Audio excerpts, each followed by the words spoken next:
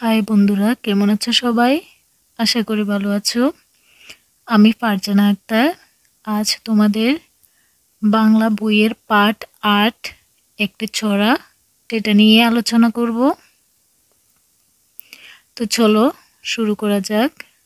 পাঠ ৮, শুনি ও বলি। ছড়া।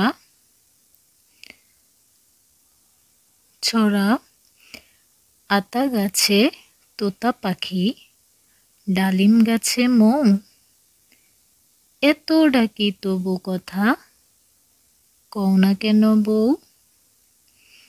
আবার পড়ছি শোনো। ছড়া। আতা গাছে তোতা পাখি, ডালিম গাছে মৌ, এত ডাকি তবু কথা কও না কেন বউ। এই যে এটা হচ্ছে, দেখো ছবিতে, এটা হচ্ছে একটা আতা গাছ। আতা গাছে দেখো আতা ফল ধরে আছে। আর এদিকে এটা হচ্ছে ডালিম গাছ।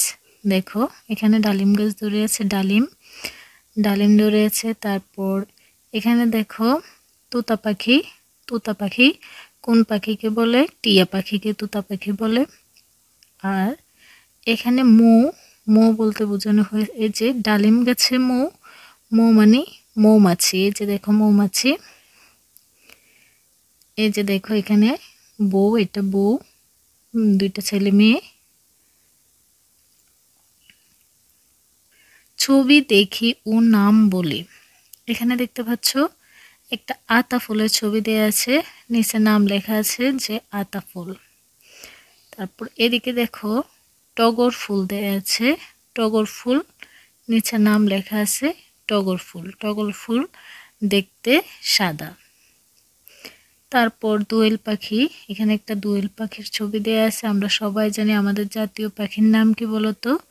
দোয়েল পাখি, তাই না? এই যে নিচে নাম দিয়ে দেওয়া আছে দোয়েল পাখি। তো আমরা ছবি দেখে নামগুলো শিখে নিলাম। তারপর এখানে দেখো নিজের জানা একটি ছড়া বলি। এই ছড়াটা তো পড়লে, এখন যদি এর বাইরে তোমাদের আর কোনো ছড়া জানা থাকে তাহলে তাও পড়বে। আজকে ভিডিওটি এই পর্যন্তই। যদি ভালো লাগে অবশ্যই লাইক করবে, চ্যানেলটি সাবস্ক্রাইব করবে। ধন্যবাদ সবাইকে।